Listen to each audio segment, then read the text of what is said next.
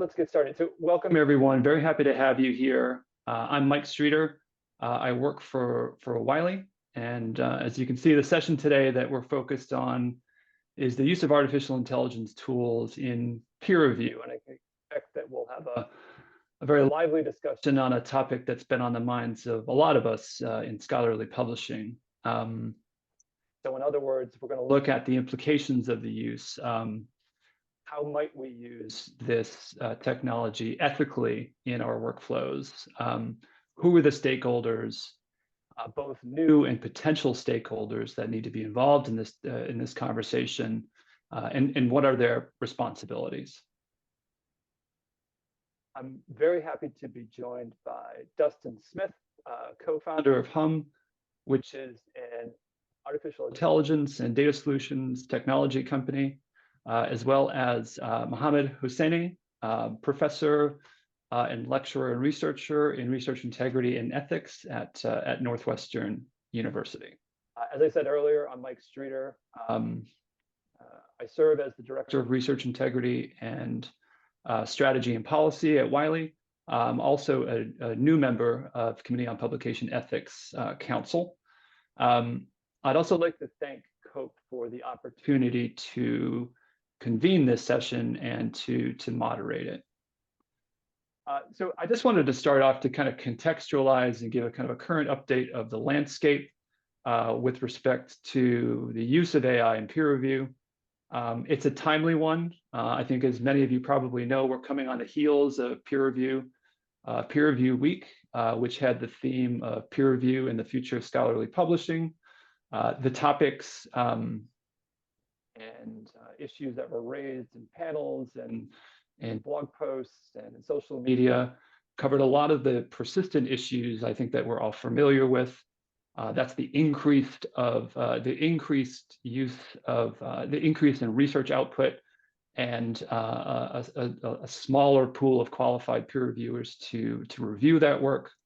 A lack of coordinated and formalized recognition for peer review, whether that be at the university level or maybe potentially at the journal or the publisher level. A lack of diversity in the peer review process, and bias that could be introduced in peer review, regardless of the type of peer review model that a journal employs. Questions around like what is a standard and acceptable level of peer review, across research publishing.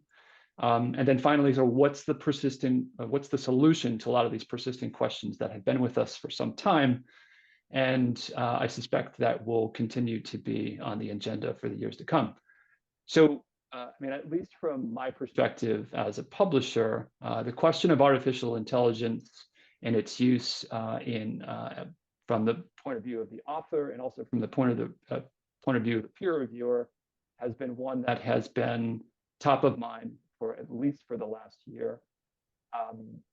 And there's been a lot recently written and addressed on the point of whether it's artificial intelligence to the rescue, is it artificial intelligence as a threat, or is there a middle ground somewhere that we need to strike? I'll offer a perspective as a publisher and someone who spends a great deal of their time thinking about and doing research integrity work on a day-to-day basis, that I bring with me some inherent skepticism as a result. But I want to let our panelists help us kind of speak to the issues at hand. But I have to also say that I'm very intrigued, particularly as we think about the big issues that we're facing within the peer review model itself that we talked about earlier. So the goal here today is to really try and demystify the use of artificial intelligence in peer review a bit. We want to lay the issues on the table, hear the perspectives of our panelists, and I'll try and offer my perspective as well as a publisher. And then we want to hear your perspectives from the audience. So as promised, I'm going to turn the attention to our panelists, and I'm going to start with Dustin and ask him to give us a bit about his background, his experience and his interests in this topic, but also, and then I'm going to turn it to Mohammad. So take a little bit of time, both Dustin and Mohammad, to address that point, and then we'll get going into the questions that we have laid out already. So Dustin, over to you. Sounds good. Well, I'm Dustin Smith. I'm co-founder and president of Hum. Hum just celebrated its 3rd birthday. And we started our life as a customer data platform company. So how do you really deeply understand people and the content they're consuming, and how do you create better experiences for them? We immediately started working with AI technologies to better understand content, and have since developed a broader suite of AI tools we call Alchemist. It's an AI engine which works with content, deeply understands it, and is able to do things like transfer that understanding to people. Before then, I was an innovation consultant. I worked mostly with Fortune 500s doing what is now called deep tech. I was a professional consumer of research, a voracious consumer of research across many different fields, from quantum dots, which have just gotten quite a bit of time in the sun, to things like various sorts of bacteria and yeast. But so ultimately, I come to this as a developer of tools in this space. So our team recently released an open source large language model called Lodestone. So we've been building in the space and have a fair understanding of the existing sort of capabilities and limits of the technology. When we talk about AI, often the shorthand is generative AI. It is distilled down to the large language models. And ultimately, that is probably the most salient or relevant technology within the AI family that we'll be talking about today. It certainly extends beyond that. But I think one of the things we'll dig into and looking forward to digging into is, what do we see as, if technology advancements stop today, what are the sort of things that we'd be able to unlock with that? And then looking around corners for some of the things which may be on the horizon, some of the roles of which publishers can play in impacting the peer review process. Awesome. So thanks so much. My name is Mohammad Hosseini. I'm a postdoc at the Department of Preventive Medicine here at Northwestern University in Chicago. I did a PhD in research ethics and integrity in Dublin City University in Ireland. And for a long time, I was mostly investigating the ethics of authorship and attribution of credit and responsibilities, as well as other issues like citation ethics, gender issues, and also the use of technology in research. When ChatGPT was released in November of 2022, it was 30th of November of 2022. Since then, my research focus has changed, and in a way, I'm still exploring the same issues. I'm still in the sort of scholarly publication domain, but I'm mostly focused on the impact of technologies, in particular generative AI, on different stages of research. And peer review is one of them. And I'm delighted to be part of this panel, and I'm looking forward to how we can discuss this and hear all your views. Thank you. So thank you, Dustin and Mohammad. I'm sorry that I can't really comment on what you said because of the audio issues that I was having.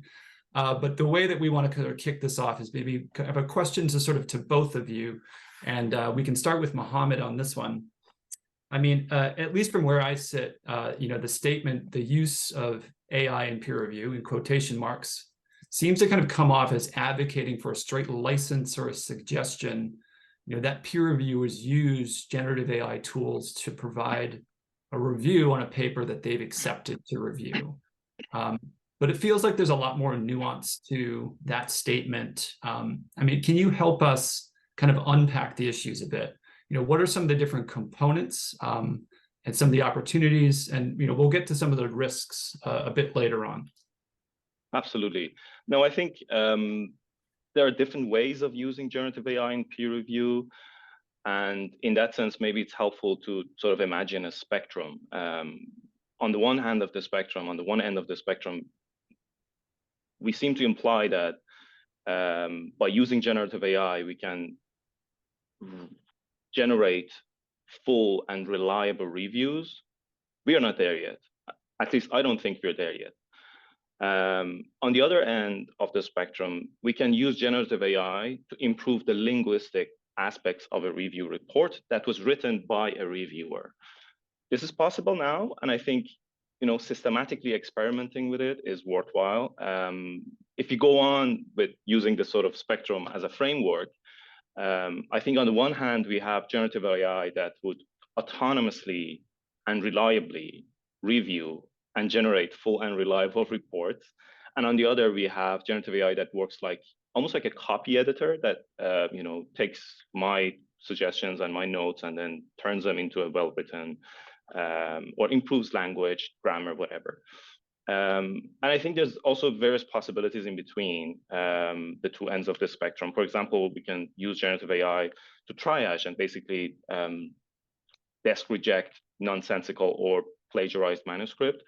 I think this has been in the making for a while, and some publishers have been using systems to flag problematic papers, to flag different parts of papers like citations and stuff. But regardless of what degree of human versus generative AI contribution we envision, I still think that a human agent should be responsible and accountable for the review and or any editorial decision. I think there is moral, legal, and also financial arguments in favor of this view. For example, imagine if a manuscript is rejected by generative AI and then goes on to be submitted to another journal, which then gets accepted and published and say garners hundreds of citations or thousands of impressions.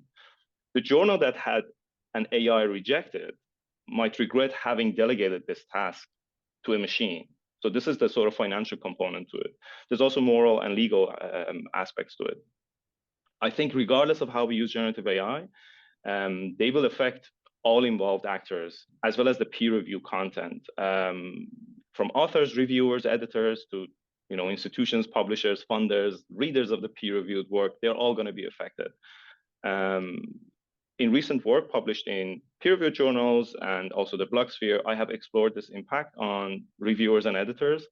I think there's a lot of potential in this technology, but also all kinds of risks. Some of them we can anticipate, some of them we cannot.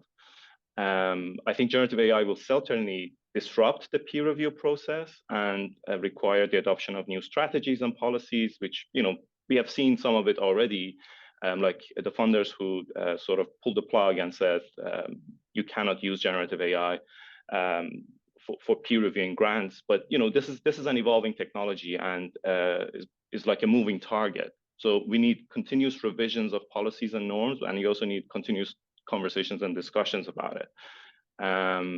To my knowledge, there's no publisher yet that has developed specific policies to ban or somehow regulate the use of AI by peer reviewers. This might change. To my own experience, journals are also reluctant to adopt a policy at the moment because they're afraid of getting a slap on their hand by the publishers. Because publishers are ultimately the ones who have to regulate this space. I think in the near future, when these tools are more systematically employed by peer reviewers, we're likely to see more standardized formatting and more well-written reviews. I'm not saying that the peer review quality will necessarily improve. No, at the moment, I'm only talking about formatting and language for of the reports. Maybe the quality of peer review will also improve in the long run when these tools sort of reach the point of maturity that we want them to. But for the moment, I think my conservative view is that they will only improve formatting and readability and prevent the peer review reports to be disrespectful or harsh or things like that. This is where we are at the moment. I may be a little bit more optimistic than that about where we are at the moment. And I'll come at it maybe from a slightly more technical and systems view. One, I think it's very easy to anthropomorphize large language models because you're able to interact with them in a chat interface. And so we immediately think, can we have one of these chatbots or large language models replace a peer reviewer? So can they be reviewer 1, 2, or 3? But that's effectively old wine and new wineskins. And we might back up a little bit and say, what is the potential contribution of AI models to the peer review process? What I fully agree is things like upgrading diction and helping people who English is a second or third language. These are incredibly obvious cases where you don't even necessarily have to be far along in the review process. Publishers may expose a set of tools, potentially with a set of standards, very far upstream in advance of even submitting a manuscript. So how can you ultimately improve a manuscript even before it hits the submission process? I think the bad name that that LLMs have gotten in the both authorship side as well as peer review is using weaker models poorly. And the vanilla ChatGPT under the hood is GPT 3.5. It's a 175 billion parameter model, which is mid-size for these very large language models. GPT-4 is a frontier model. It's state-of-the-art globally for what is publicly available. It's about an order of magnitude bigger, about 1.8 trillion parameters. Very, very sophisticated model.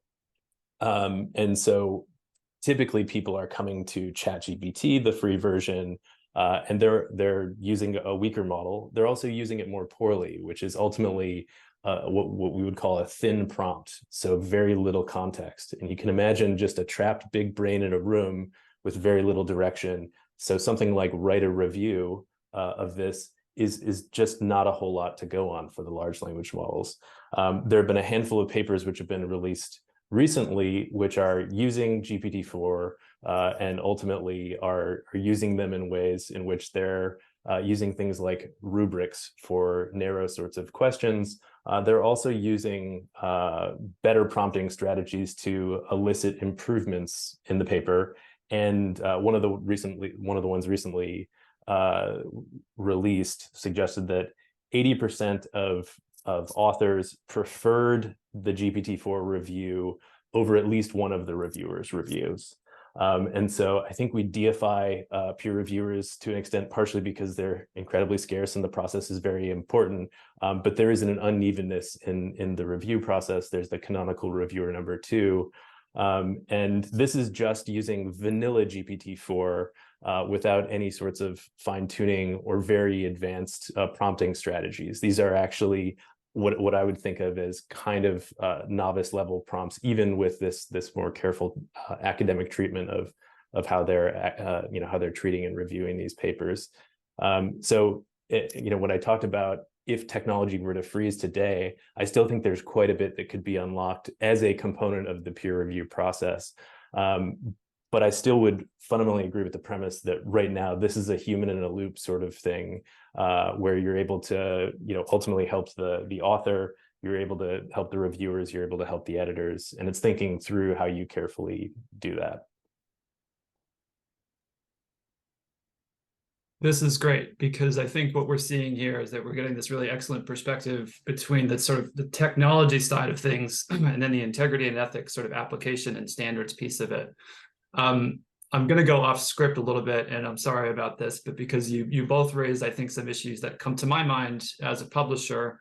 And Dustin, I think you put it well, and Mohammad, you said it in the same way, is that these tools are in a position to facilitate the process, the human in the loop, essentially, to help an editorial decision to be made in a more efficient way.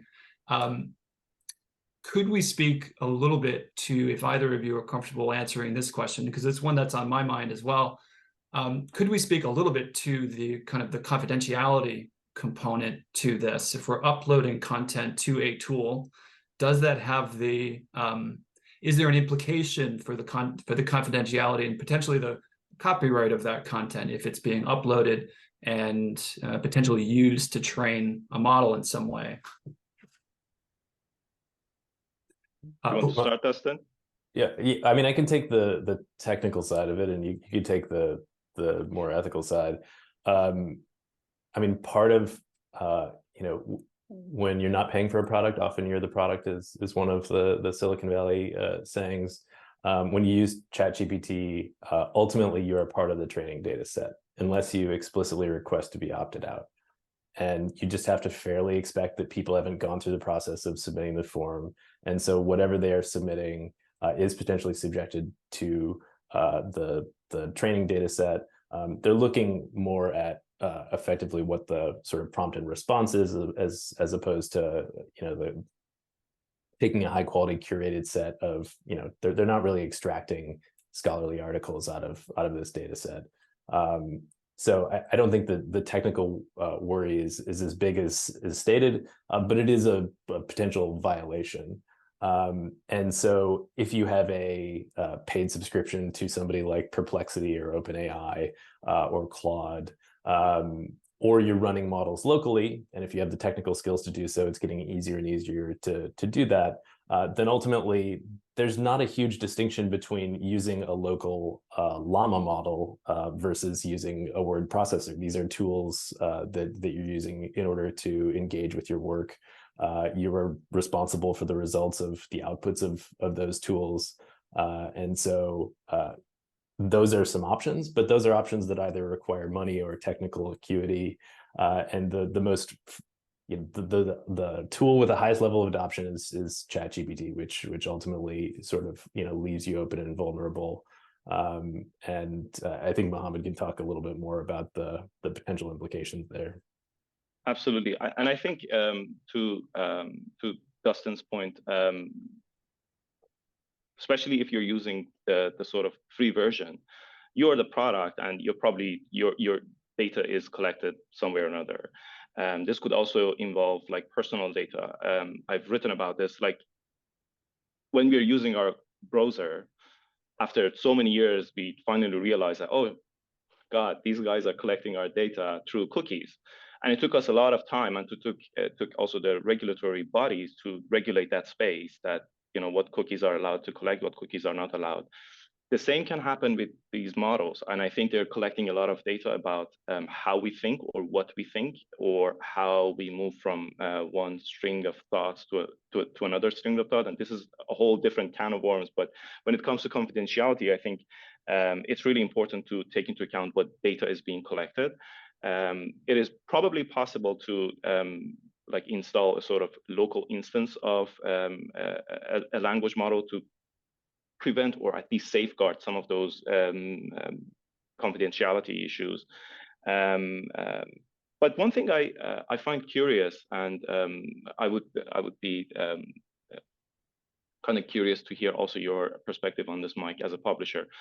For a long time, publishers were using plagiarism detection software, and plagiarism detection software too requires us to input the text into it. And none of us was really raising concerns about confidentiality. But at the point of using models like OpenAI's ChatGPT, we are all of a sudden very concerned. I'm not advocating for OpenAI, don't get me wrong. I'm just playing the devil's advocate here. And I want to know, what's the difference? Why are we now all of a sudden so concerned, while at the same time we were not really concerned about plagiarism detection? Or maybe we were concerned, but not to this extent. And I think there's another aspect to this whole issue of using these models. And I really appreciate Dustin's sort of distinction between, using thin prompts or using thick prompts, using the vanilla version, whatever. I think not everyone in academia is a computer software programmer, is aware of how to use these models in a more sophisticated way. And it will take a lot of time, money, and energy to train everyone to be able to use them in ways that are going to generate reliable and accurate responses. So my modus operandi is that everybody is going to use this in the most stupid way. Everybody is just going to say, review this, and then quote unquote, copy paste the entire thing, or like an entire paragraph, an entire section. That is my modus operandi, because I think expecting people to use the AI in the most sophisticated way is putting the onus on them rather than putting the onus on the system. You mind if I jump in on that a little bit, Mike? I mean, one of the things which we may well get to in a more full sense is the role of some of the COPE type bodies or STM may have in promoting the responsible use of these sort of tools.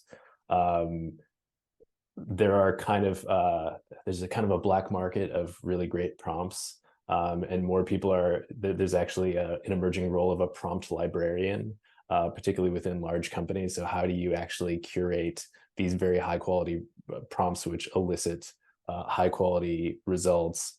And I certainly think that is one of the means in which you can help people shortcut. The other is most of the content formats right now are not AI native, and it is hard as hell to get a paper in HTML or PDF form into the ideal format to input into a language model.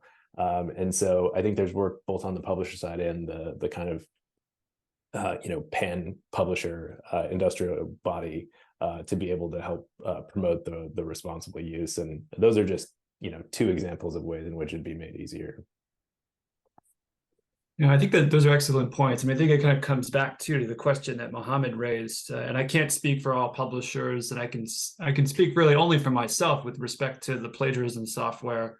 I suspect that it has a lot to do with comfort with those systems, in that they've been around for some time. So Authenticate, for instance, has been one of the standard plagiarism checks that we've used as a publisher for many years now. And so I think that there's a level of comfort to it. I think that there's also the concern around, to your point, Mohammed, people are going to use these things and I'll quote you, in the stupidest way possible. And it's the protection against that, I think, and the newness of it, I think, is really where a lot of this comes down into some of the skepticism around these tools. And while you both made these excellent points about the time that's really required to I think ensure that these things can be done built and employed in a responsible way, it feels from the publisher side that the pace of this is so quick, right? And so there's time on one end of the spectrum, but what do we do? What do we do now? How do we uncover those misuses in the current state when they could? So that's my perception of some of the skepticism that's present. If you think it feels fast as a publisher, as somebody building in the space, it's like just an absolute torrent of archive papers and new models hitting Hugging Face. It's an absolute crazy time to be alive. Yeah. Maybe a good time to be alive, right? Oh yeah, crazy good. So I guess kind of on that point, maybe I'll move to one of the questions that we had prepared, and I feel like it sort of hits on some of the themes that we've covered in that first section. So we talk a lot about, and Mohammad, I'll put this question to you, and Dustin, if you want to weigh in on this as well. We talk a lot about transparent disclosure when GA tools are used by authors, right? And most, if not all, publishers have a policy around the disclosure of that use by authors.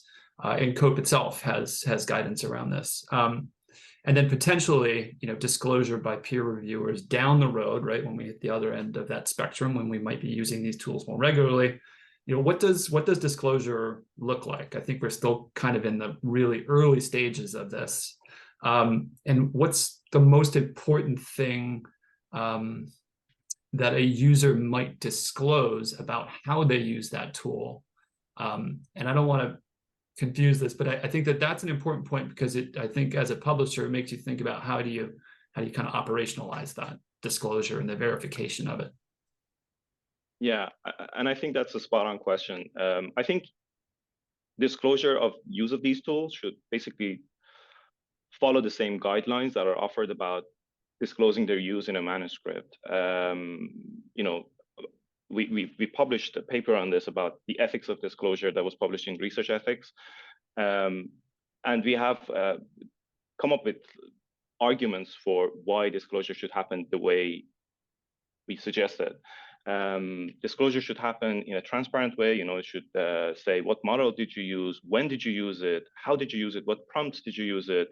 And that is for the moment the basics. I can speak to one of my own experiences. I've used it once for peer review, And the way I disclosed my use was, I had this manuscript I was editing, and the author, who was actually not was a native English speaker, had used a very weird title for a table that was like very clunky and very long. And I was like, okay, either I'm going to spend like 5-10 minutes trying to correct this, or I'm just going to ask ChatGPT. And I just put a very thin prompt, as Dustin suggests, a very thin prompt. I said, improve this table title. It improved, and then in my report to the authors, I said, I used this version of ChatGPT at this time, on this day, using this prompt, and this is what ChatGPT suggested. Now, it's to your discretion whether you want to use it or not, but the point is the title you've chosen for the table is unclear. You can be transparent if you want, but again, after I did that, I had a very bad feeling about, oh my God, what if they had not wanted me to use this? What if, and this is one of those things that I will mention later, which is about the consent. If I write something and someone wants to put it in an AI machine, I think it's not just respectful and morally required, it is necessary to ask if the author agrees to have their content plugged into an AI machine. And I don't exactly know whether this is feasible or not, or how the feasibility could look like, but this is one of those issues. And on a sort of much larger and perhaps maybe critical note, I think publishers too have a great opportunity here to set an example. They can tell us what AI applications they use and where and how these systems, have affected their workflows. To my understanding, some of this information might be considered confidential, or maybe if they fear that if they disclose this information, that might imply that they're endorsing a specific vendor or something like that. But at the moment, I don't personally exactly know how these tools are used by publishers, and when and how, and why do they change vendors, and I don't know any of that. And I think once researchers see that publishers are open about what tools they use, they might be also more eager and willing to share that kind of information. So that's my take on it. I'm just going to be honest. Like I don't know if I fully buy the argument of that level of consent. And I mean, as submitting a paper, you sign a fair amount of documentation. And I think the way that things are headed ultimately is this is going to be part of a large part of the fabric of our entire existence. And it's going to perfuse through all sorts of organizations. And I think we'll get to a place pretty quickly where that's going to be rather difficult. We're asking, it'll be like the equivalent of asking for unleaded or for ethanol-free gasoline. It's like, we'll have it if you really need it, but it's going to be a pretty esoteric request. I can understand that now to a certain extent, while it's all very new and the policies aren't really quite in place. The disclosure side, you've given much more thought than I have. The notion of identifying which model at which time with what prompt and what response is the effectively accepted best practice of how you actually disclose the use. It's super clunky to do so, and there's not really a good accepted format. And I think, as we say, X, Y, and Z are best practices, and if you stack all of that up, you may get to a place where this is a very difficult thing to comply with, and you get less compliance. That's another place where potential tooling and thinking about even how you stitch into existing workflows with comments in Word docs or whatever the sort of means of gathering input is actually gathered. One of the crazier ideas, which no publisher that I know of is thinking deeply about right now, is doing something like hosting their own version of the model where they're gathering logs. And so the ability to expose that, you could improve the model in various ways, doing things like fine-tuning on additional scholarly content, fine-tuning on high-quality reviews, and particularly ones in the sort of format which is discipline-specific, computer science very different than social sciences, for instance, or philosophy, and ultimately producing a potential better result. In the meantime, taking care of the sort of documentation challenge. But in the short run, you're really going to be looking at how do you actually stitch this into existing workflows and hopefully lower the activation energy to do so.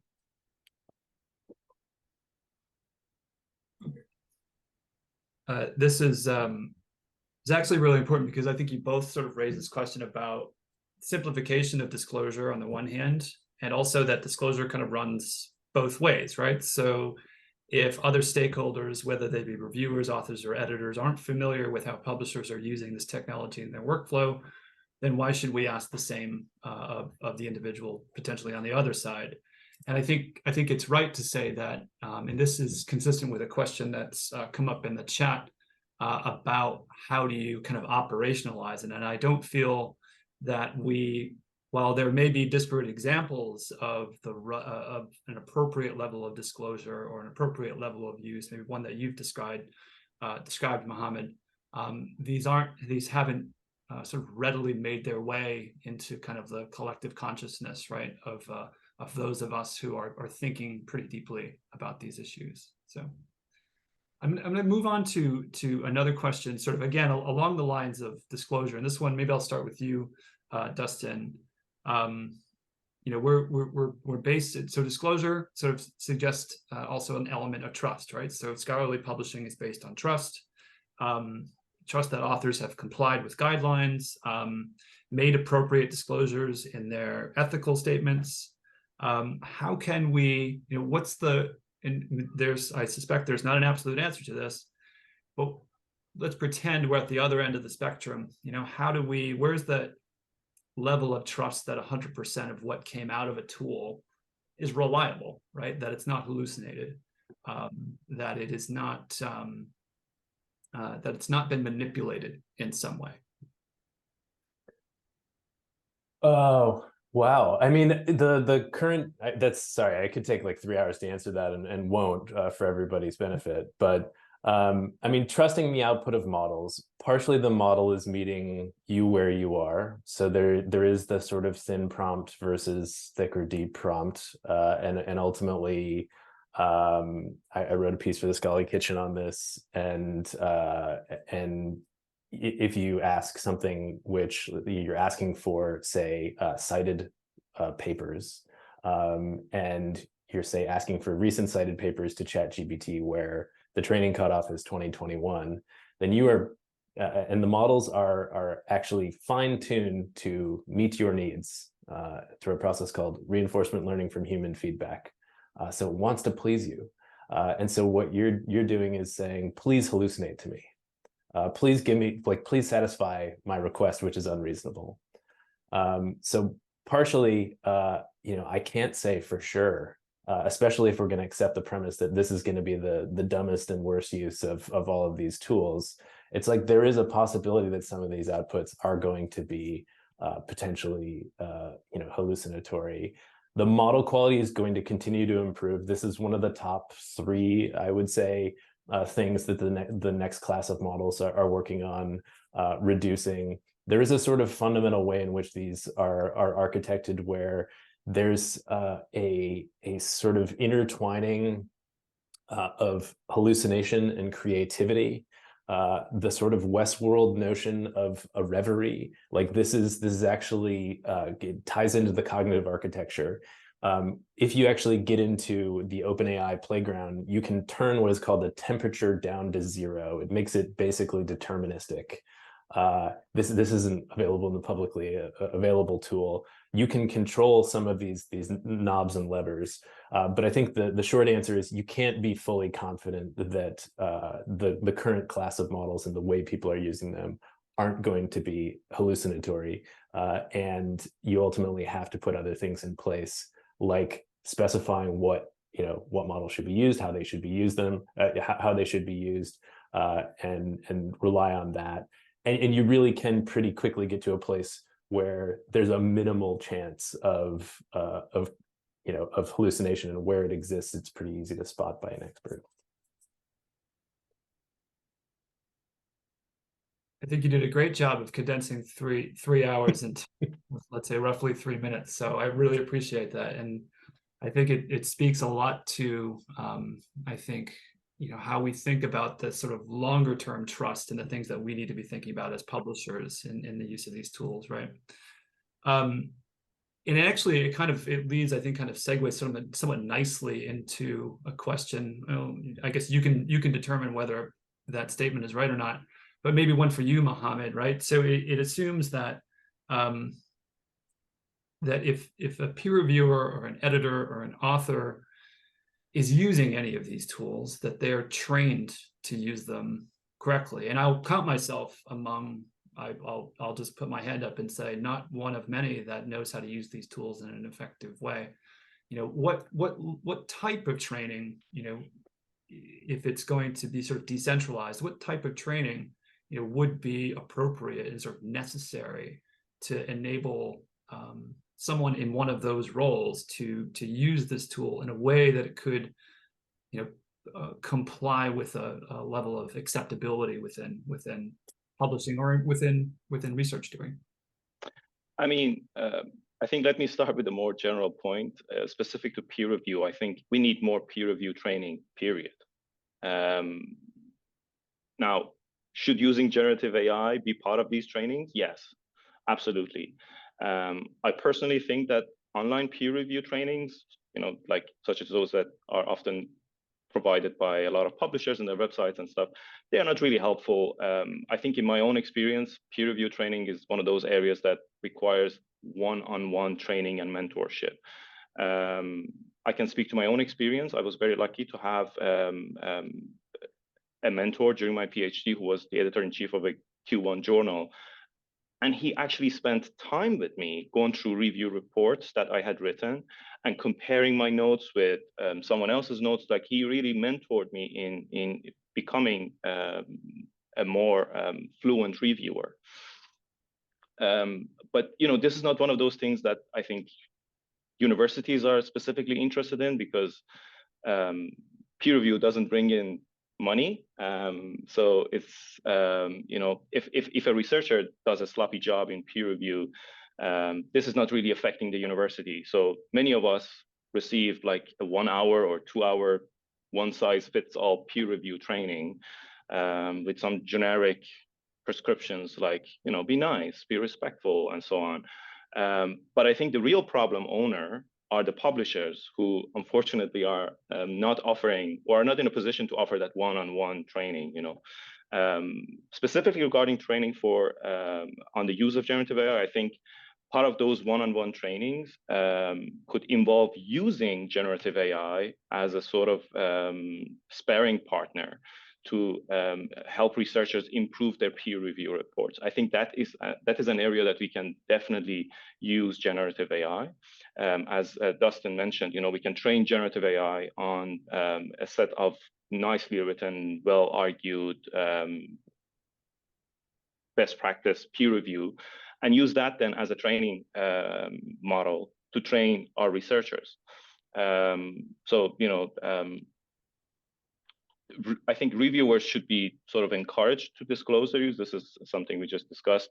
One of the things I think you mentioned was transparency. I think transparency is the sort of straightforward one.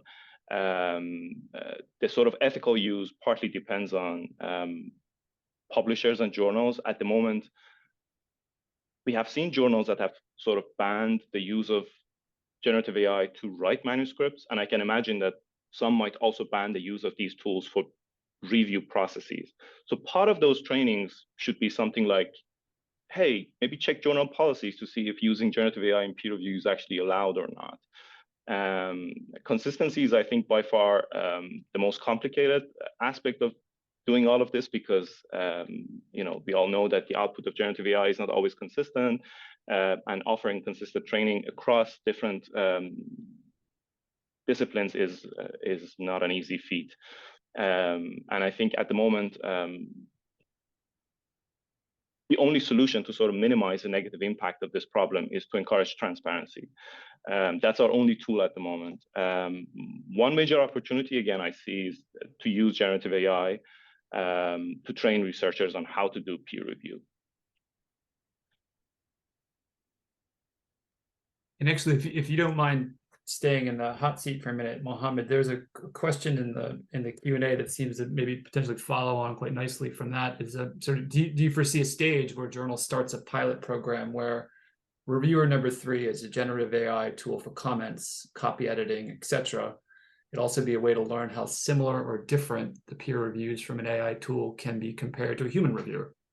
I'd love to see that, and I'd love to be part of that effort, should that effort be interested in having me on board. I have not heard of it, but I think that's a spot-on way of sort of experimenting with this. Yeah. How about you, Dustin? If you have a thought on that as well, the pilot or the experimentation piece. I haven't seen enough. I mean, I think a lot of publishers are in the wait and see sort of period. And this is a fast moving class of technology, which is kind of a scary thing. You start an initiative, you get a group together, you start with an existing class of technology. And we're ultimately scoping out using a relatively small generative model for summarization. And within the last 2 weeks, 2 other models have hit the market, which have seemingly bested the one that we were going to use and fine-tune before. It's blowing the hair back of startups, let alone large publishers who may work at a slightly more stately pace. But I think the paper that was linked in the webinar chat was the one that I was referring to. This is a huge opportunity to, if nothing else, start to experiment and create an evaluation and potentially future training set to benchmark against the reviewers, to ask deep questions about the sort of consistency and quality of the peer review, and ultimately the sort of roles and places in which it can work for whatever your focal area of publishing is. There's another question in the Q&A, which is related, which was asking about the ability to do statistical evaluation. And I think that is a little bit further on the horizon.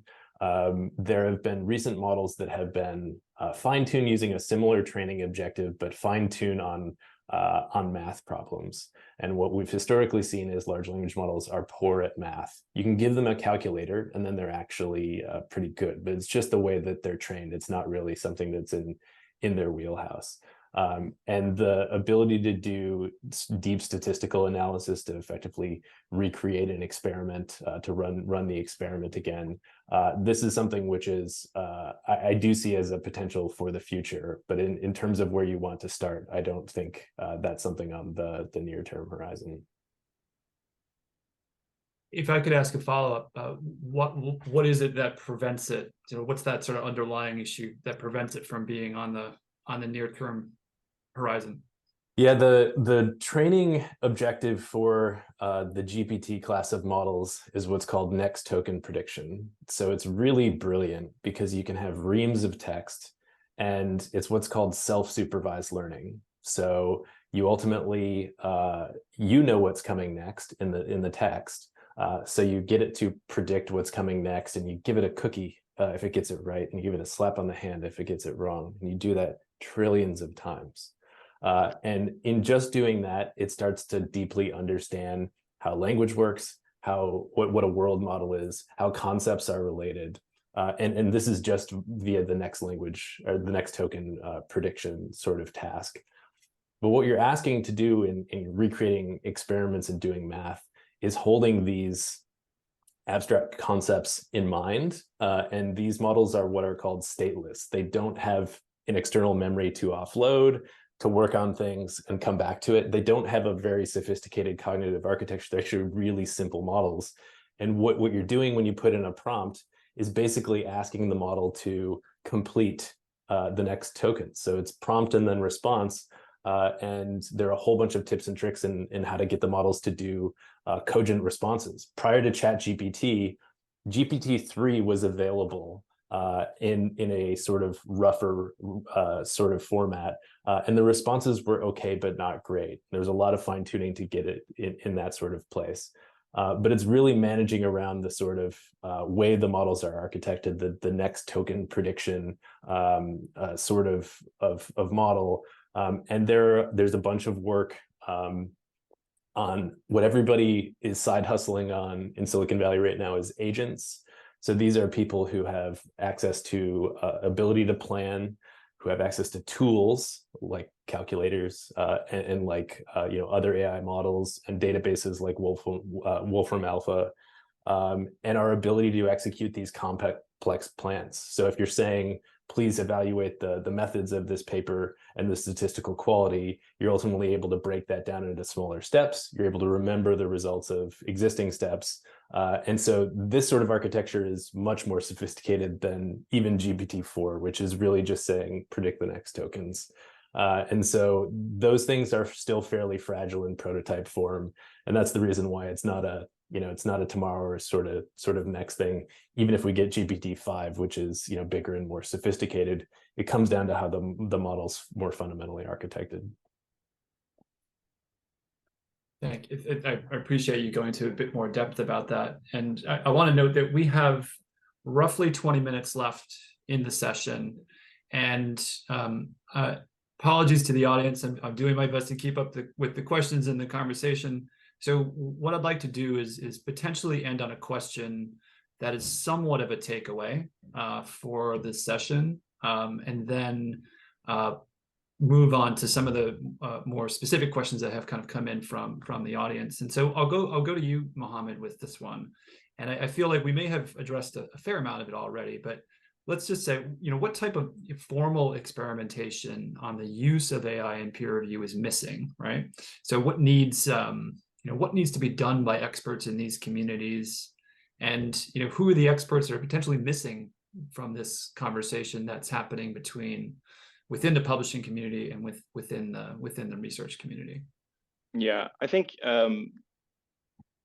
regarding experiments, honestly, I think these tools kind of lend more credit to the whole idea of opening up the peer review black box and having more peer review reports published, whether anonymous or not, that's a whole different question. Because if we want to find out who's using these tools and who's not, and what the impact of using them is on the whole peer review system, we need to have more peer review reports. I understand that some publishers might be able to do all kinds of experiments they want with their peer review reports, but it is only fair to open up that space to all researchers. And at the moment, open peer review is our only bet, to my understanding. And I think, one way of experimentation is that, once we open up that black box and we know what, and hopefully we have more transparency, we know what peer review reports had used or benefited from different AI models. And then we can compare those with the peer review reports that had not benefited from or used a generative AI model. And that is the point where we can compare, okay, now, are we actually making our peer review reports better? Are we getting better paper qualities after having used these systems in our peer review system or not? And I think that's going to be a very interesting experiment. But at the moment, I don't think that we are there yet, because we don't exactly know whether people use these systems and whether they transparently disclose their use in the peer review process or not. So it has some, it needs some prerequisites. One of which is, more transparency, one of which is openness. And once we are there, then we can do all kinds of experiments. And I would be, happy to see any of them, It sort of gets at that follow-up question that we did a bit earlier in the session about a pilot program around the use of these tools and the use of existing reports and new reports, et cetera. So, Dustin, is there more that you want to add to that kind of approach to experimentation? Mohammad's really kind of, I think in some ways, ever looked at the publishing model and using this notion of open research practices and bringing that into, what's your perspective on the potential for experimentation that's needed? Yeah, I mean, open probably would would help things in certain respects, but I think it is more about committing to experimentation and actually doing it, and probably a little bit less sensitive to exactly what you do and calibrating the perfect initial experiments, which may, chafe, bench scientists to a certain extent. But this is a little bit more, how do you start to deploy some of these things and ask questions and get empirical answers? So how do you understand the extent to which the tools can improve the inbound manuscripts, particularly from those who don't have great English, or who do speak English as a first language but write terribly? And my wife's advisor uses a staggering number of prepositional phrases, which I would hope that a generative model would be able to gently correct him on a little bit. And so I think it's about how do you get in there and do small scale experiments, get willing, editors and reviewers in place, and hopefully start to get more people involved, where younger generations of inbound reviewers will be more facile with these tools, and potentially start to expect them as part of the process.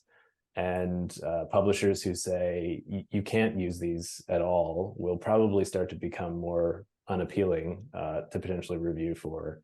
And the ability to recruit reviewers is obviously a difficulty that's shared among the entire industry at this point.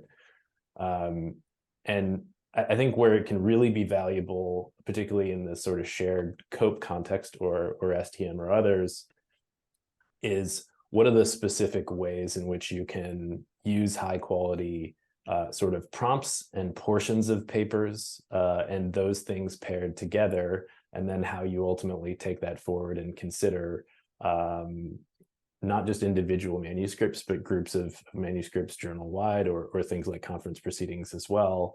And so what is a sort of successful mix of strategies? And I think one of the open questions right now is, what are the things at which the frontier models are strongest at? And I think there's a broad base of knowledge. It's dispassionate, and if it gets the same prompt, it's not going to be hungry or sleepy. It's not going to be potentially angry or have a child tugging at its leg.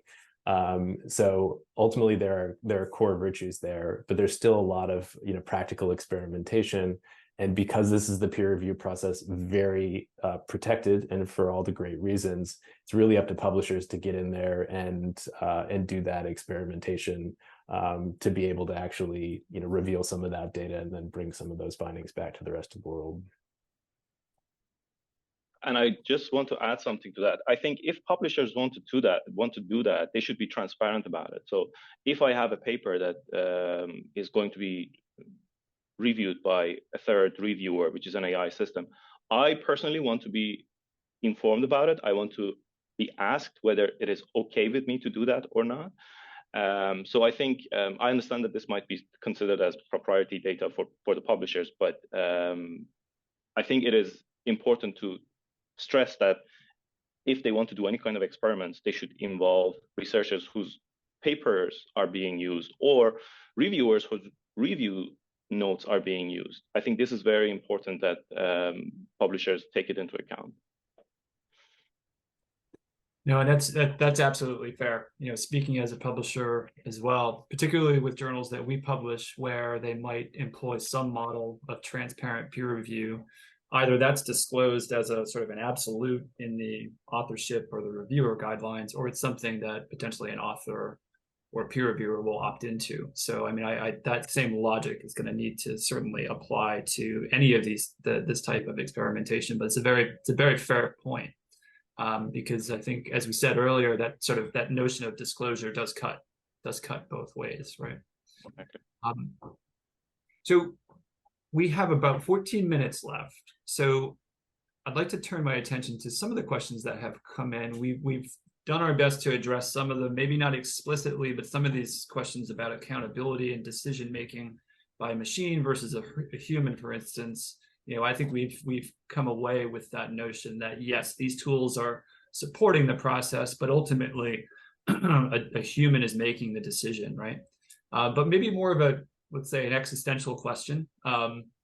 Does the panel worry that if AI is used to assist writing with manuscripts and peer review is used on these submissions, that we may end up with model collapse? And I neglected to say who this question is from. Is from Sam Kavanagh. So either Dustin or Mohammad, are you? Can they explain what they mean with model collapse? It's training future models on former AI outputs. There's a concern of right now, the bulk of AI models are trained on human-generated data. There are concerns about running out of human-generated text, and there are concerns about that. I think at the scale at which we're talking for something like peer review, probably not a huge concern. There's also been recent work on generating synthetic data and training on synthetic data. There's a paper called Textbooks Are All You Need, and it's training a 3 billion parameter model. Remember, GPT-3 is 175. This is a very small LLM. I know that's a contradiction in terms. I know the first L is large, but it's a small LLM, and it's trained on the output of GPT-3, creating these synthetic textbooks. And so I think there's slightly less concern as of late on the sort of model collapse from synthetic data. And I think the bigger sort of concern or question would be the scale here, where it's just unlikely to be large enough, at least in the present sort of status. There have been other wilder ideas. I saw a slide recently of the entire research process if it were done by bots. And I think that's a situation in which you're sort of eating your tail at every stage. And you may be at a place where the entire research enterprise is robot generated, robot edited, robot reviewed, and robot sort of finished and published. But this stage is probably a little bit less of a concern. I think the epistemic component of this is much more worrisome, because at the moment we're using references, like reference books that were written by humans. I think what we should worry about is the moment when those reference books are those that are written by or generated by AI, and we fall into the cycle of using generated content that cites generated content that is then used to generate new content. It's like a cycle that can go on and on and on.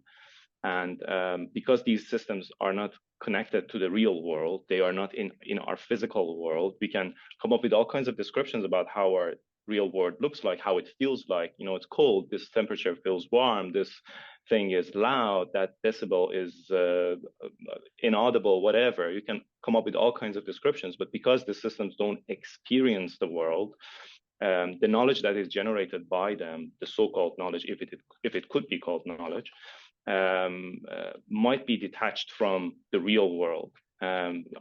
I don't want to fantasize about that world, but I think that's one of the major future problems. And as you said, it's more of it could be an existential problem. I mean, I would say it doesn't do it yet. And I mean, GPT-4V was just released. And so they're probably furthest along and Google's about to release their next generation model, both multimodal. One of the most interesting dimensions of LLM research is actually LLM plus robotics. So that's, you're starting to get out into the external sensory world. And so the notion of synthetic data may actually start to dissolve somewhat, where the concept used to be an LLM generating text data. And if you have a robot connected LLM, which is ultimately reporting on a sensory experience as synthetic data, you've created a whole new epistemic class, which who knows, we were going to end up here in this fun session. But I think, as is on brand, I'm slightly less worried than you might be.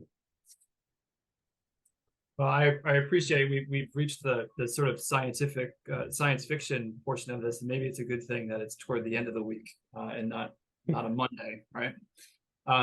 So to the audience, I'm going to do my best to try and get through as many questions as I can. What I've done is I've tried to sort them by the ones that have gotten the most votes, and this sort of this next question comes back to one of the confidentiality issues that we addressed earlier on in the discussion. And so this is from an anonymous attendee, and it says the issue of models learning from the input seems important.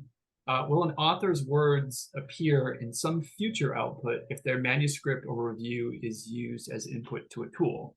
Is this different for local tools? I mean, not for the local ones. The sort of technical side of this is you can take the ratio of how many tokens or how many words are in a training set to how big is the final model.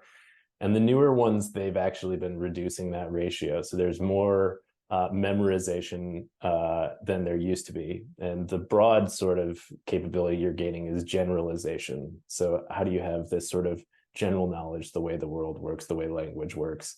Memorization is memorizing specific facts where you can regurgitate part of Harry Potter, for instance. And I think that means you're dropping roughly half the training set at least. And typically, if you're seeing one paper, you're ultimately not going to, one manuscript at a time. Even in these tools, it's unlikely to be memorized, even if you use part of the training set. It's where you see things in multiple different places or cited across blog posts and other papers that it actually starts to become important or prominent enough that the model might memorize it. And if it's a local model, then ultimately it's the same as just saving a file on your computer. It doesn't go anywhere.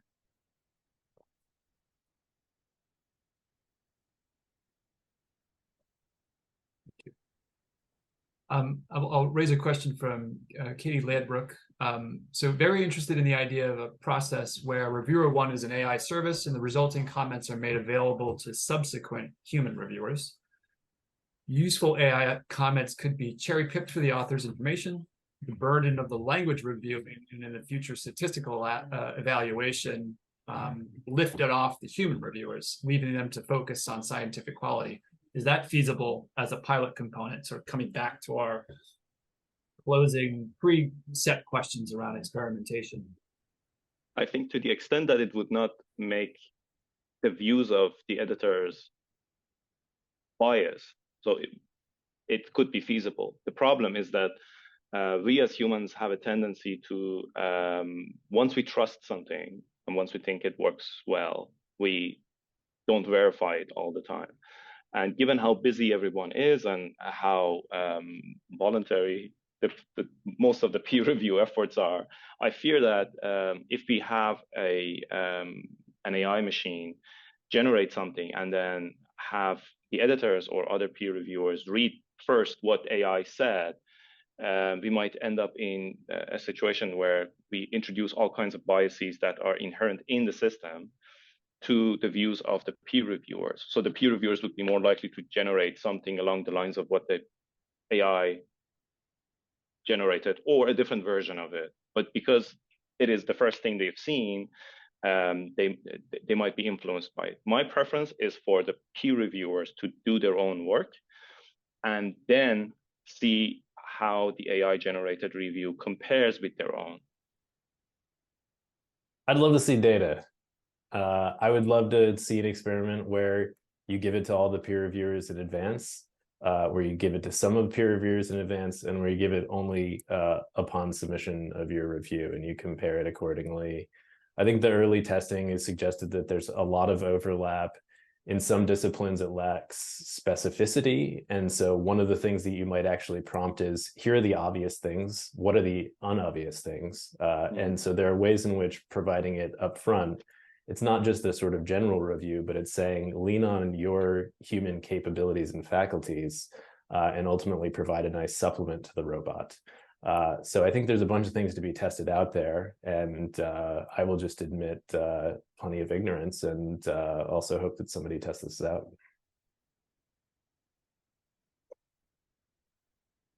I'm just going to move on to a comment from, and apologies if I mispronounce your name, from Sergey Landau. It says, this is more of a comment, but maybe something that each of you might want to comment on, and gives us 3 minutes less before we close. And so maybe just a minute from each of you. I'm the EIC of the editor-in-chief of an Elsevier journal.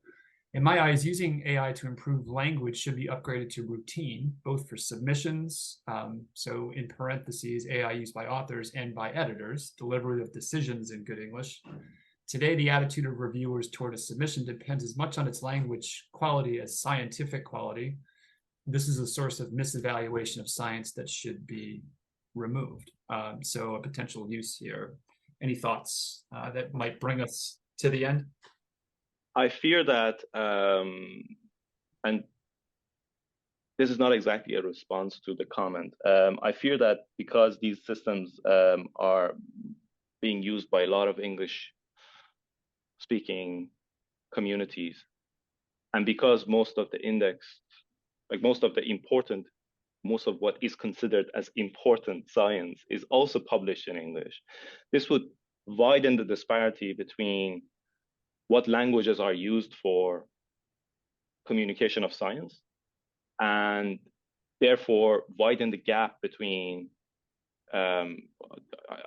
there's different ways of putting it, but like between the global north and the global south, between the Anglophone world and the rest of the world, between Western Europe and researchers who are working in a different language in Southeast Asia. You know, that is something I fear that by using these models to the point of making the language absolutely perfect, we make science generated in other languages redundant.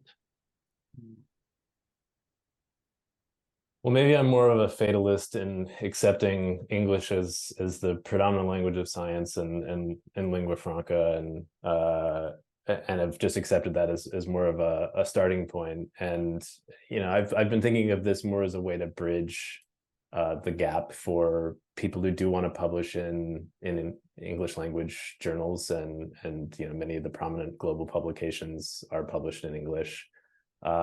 And a way in which to get more people to participate. So to raise their potential quality, to save costs in doing so, so make it more accessible than going through rather expensive you know, human processes, and to ultimately expose, you know, thinking of the peer review process, the content of somebody's thought may be excellent, and the quality of their English may be comparatively poor, and this might actually bridge the gap for them. I'm afraid we're going to have to end it right there. I'm in danger of running us over. And I want to say thank you very much to both of you for your insightful comments and feedback and your expertise. It has been extremely illuminating. And I think equally want to thank you for the time that you've agreed to put into this work. So thank you very much. And thank you to the audience. And my apologies if I did not get to your question. Enjoy the rest of Publication Integrity Week. Thank you. Thank you.